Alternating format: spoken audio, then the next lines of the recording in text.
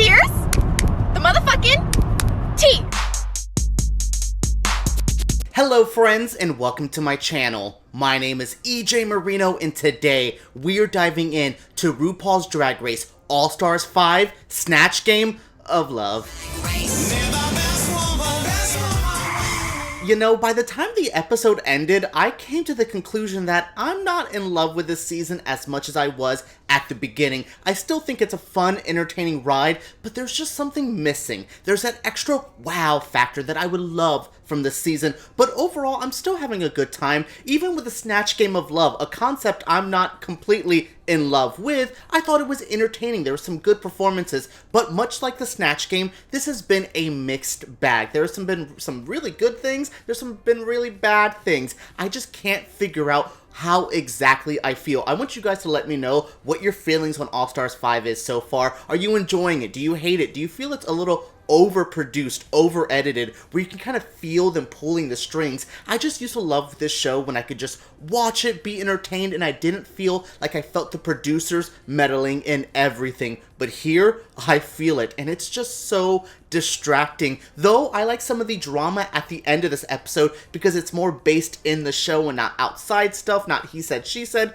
Okay, it is a little he said, she said, but it's still pertaining to the actual challenges and the voting. So I was okay with it, but then it goes to that extra mile that I'm like, oh my god, I can't tolerate this. Alright guys, let's get into this episode because there's a lot to dive into, and I'm pretty surprised by that. So the queens come back in after eliminating Mayhem, and I will say I'm not shocked by Mayhem's elimination, but I'm more shocked about the attitude about voting for yourself. I don't think voting for yourself is giving up or a bad thing. I think it's just saying, hey, I didn't do great that week. Truly, do you just want me to throw one extra vote to one person because you thought I did bad? No, if I didn't do great, I'm ready to go home. I don't love that attitude where they're like, gee, quit, blah, blah, blah. Girl, get out of here. Like, chill out with the attitude. It's truly not that serious. If they want to go home, why? We don't need no more Roxy Andrews on this show. We don't need no more people just floating through. Oh my goodness, have the strongest people here, and we're just trying to, get rid of them, especially with the elimination we had this week. We're down to just the best of the best. I can't believe I included Blair in the best of the best, but hey, she wasn't that bad this episode. This episode of Drag Race was the Snatch Game of Love. The Snatch Game of Love is just the typical Snatch Game, but they have the dating show aspect to it. I don't hate this at the root of it. The dating show element, I think it's changing. I like the little stage they have for it. There's something there that I enjoy. And with better queens, I thought it was a little bit more enjoyable than last time. Because last time with like Valentina and Gia, it got a little bit messy, but this was a better one with some better queens doing some better choices. Like Jujubea's Eartha Kitt. I kind of said, oh god, we've seen her enough, but I thought she was a solid Eartha Kitt. We'll get into that a little bit later. We also had Shea doing Flavor Flav. Oh my goodness, an inspired choice. I'm a big Flavor Flav fan. I watched all the Flavor of Love seasons. I watched I Love New York. I watched I Love Money back in the day. I was a VH1 whore back in the 2000s, so I like this choice. I also like the choice as Alexis playing Walter Mercado. Like, I am a Latino. I know Walter in my community. Like, I may not be Puerto Rican, but we all know about this crazy Latino psychic, and he's so awesome. A Puerto Rican icon, much like Alexis herself. So that was a fun choice as well. And then we go to someone like Blair playing, oh my god, Ellen DeGeneres, which I thought that fit her aesthetically at first, and then I saw her in the actual Snatch Game. I didn't really love the look, but I thought Blair picking Ellen was really funny. I also love that two people here picked like problematic gays that we've canceled in 2020. They did not know we would be getting rid of Ellen and Jeffree Star when they filmed this, but it's not that shocking. So we also have, like I said, Jeffree Star. India Farrah is playing Jeffree. Controversial? Sure. Interesting. We'll get to that performance. It was something. I thought initially it was an interesting pick because it's such a infamous figure in the queer community, in the YouTube community, so I thought it was going to work, and, we'll never get Jeffree Star on the show as a guest star, so this is about your only cameo. Ooh, speaking of people who have been guest stars, Miss Cracker played Lady Gaga.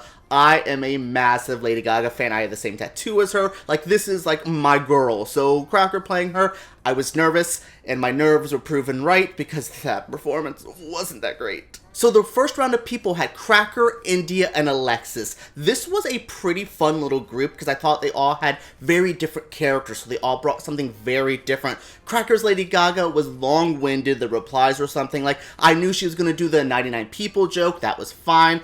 Haha, we get it. She did the little Star is Born nose. You can tell this was exactly after Star is Born in the whole Oscar campaign because it was a little too based around that. There wasn't many layers to the performance. Same thing I will say about Jeffree Star's performance. Like, India just did fine. There wasn't a lot of like, oh, you got the catchphrases in there. Oh, you got that ugly wand thing. Like you got that ugly ass beat. Why did she look like a creature from a German folklore? Like, I know Jeffree Star looks like Voldemort, but did you need to paint like Voldemort? I was terrified. Then we go to Alexis as Walter Mercado, who I thought was amazing. Like, when she picked Walter, I was like, fine. And then I saw the whole look. I wasn't laughing out loud like RuPaul was, which, again, when you make RuPaul cackle, you know you're in, like, for the good haul. You know you're gonna do at least well. But I just wasn't like, oh my god, so funny. The look was fine. Just, you know, it didn't hit like Raven Simone's like,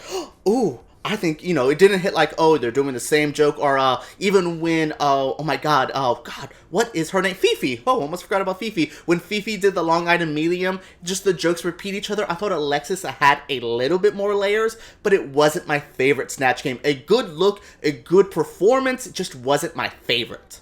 Now, round 2 of the Snatch Game, I enjoyed a lot more. We had Jeffree Boyer Chapman there, but we also had a really good group. We had Blair St. Clair as Ellen. We had Eartha Kitt's, like, ooh, Juju playing Eartha Kitt. And then we had Shea's now iconic Flavor Flav. I'm sorry, but I loved this. I know that's probably going to be controversial because she's playing like a cisgendered man and, you know, he's Flavor Flav, a pretty controversial figure. But I thought Shea ate this up. There was layers, there's entertainment, there was a lot here to enjoy. The look was on point. That 1 clock joke about being stuck on 420, I died. That was it. I also really liked Juju's performance. I thought Juju did good. If I was going to have to do a top 3, it would have been Shea, Juju, and Alexis in that order, but I just really thought, like, Juju kind of redeemed some of the Eartha Kitts. I didn't think Chi Chi DeVayne's was bad. I thought Valentina's was horrible. This was a good step up. Now let's retire this character. Much like Cracker's Lady Gaga, we don't need to see another one. This has been 3 now. I'm good. So we'll put Eartha Kitt, Beyonce, and Gaga as people I never need to see again on Snatch Game. Retire them immediately. Oh, we also had Blair St. Clair as Ellen DeGeneres. She was fine. Like, this is one of the problems I have with Blair sometimes, is like, she was okay, her look wasn't my favorite, but she was delivering some jokes. I think in the judging they said she didn't go that extra step, it was kind of one note, but I would say I felt bad because she was getting chewed up by Juju and Shea. Like, those are such big figures. It reminded me so much of the SheMZ challenge where I was like, oh, Blair, you're doing okay, but the other 2 performers are outshining you. It was just kind of sad that, like, Blair was on this team. I think if she was on the first round and, you know, we swapped, like, maybe swap Alexis and Blair in that first one, I think Blair could have had a better time to shine because the other 2 people weren't as good.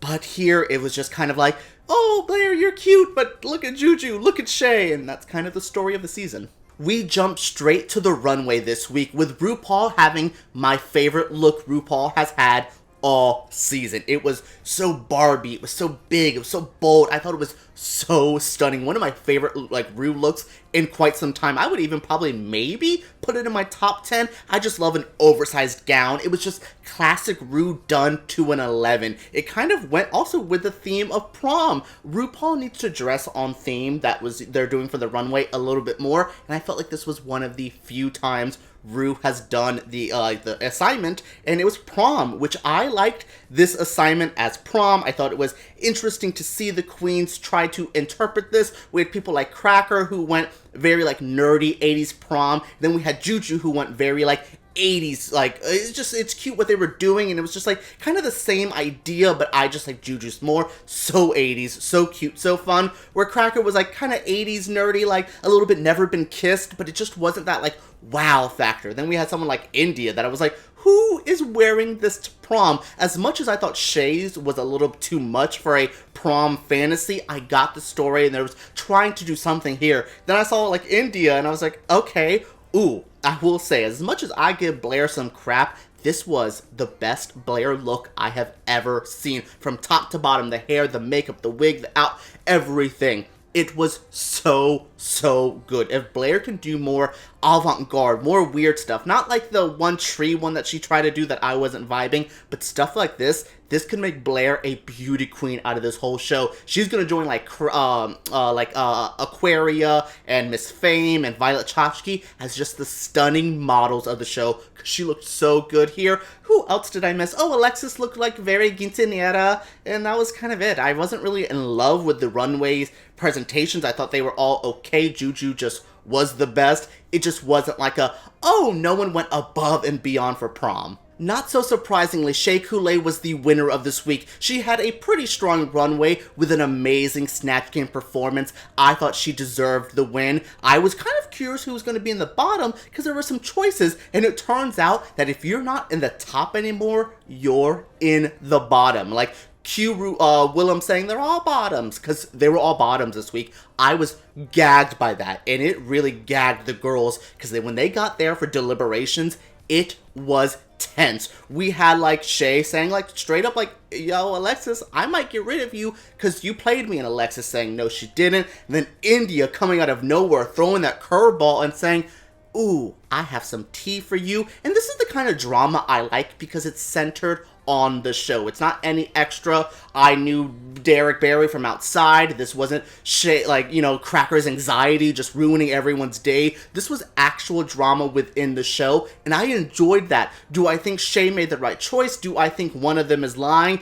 I don't know. I think it was one of them, I forgot who it was just like, if she was actually lying, she would have done better in the Snatch Game because she's not an actress. Like, they were talking about India, and I agree with that. I don't know if India was lying, but I don't know if Alexis was lying. This was a messy scenario that the final episode is going to answer. Once we get Mayhem there, who's not in this moment, Mayhem's going to be like, oh yeah, she was totally like campaigning, or no, she's doing, what is India saying? I'm curious when we actually get the truth. Don't think we're going to get it for a while, but what did you guys think of this drama? Because this was the type of stuff I enjoyed, even if though the ending was like, oh, they're doing that, I was still like, this was the kind of tea that needs to be spilled on this season.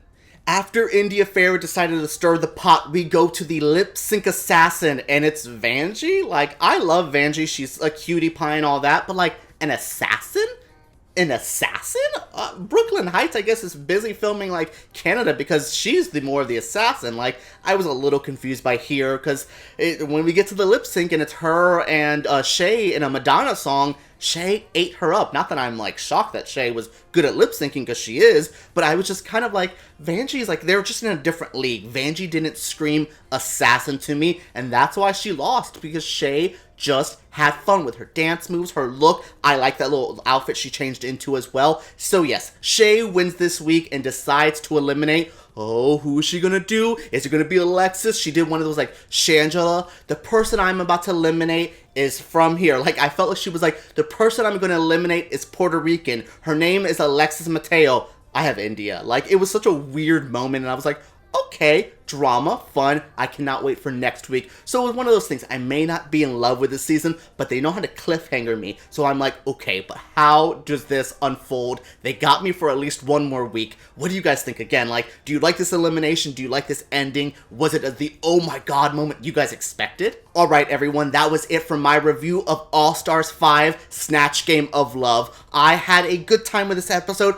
I may not be in love with this season, but I'm in love with talking about it with you guys. So what did everyone think? Do you guys like this video? Do you like this episode? Let me know down in the comments below. Subscribe to my channel because I make videos like this every single week. And give me a thumbs up if you did enjoy this video. Alright guys, let's talk about Snatch Game of Love down below.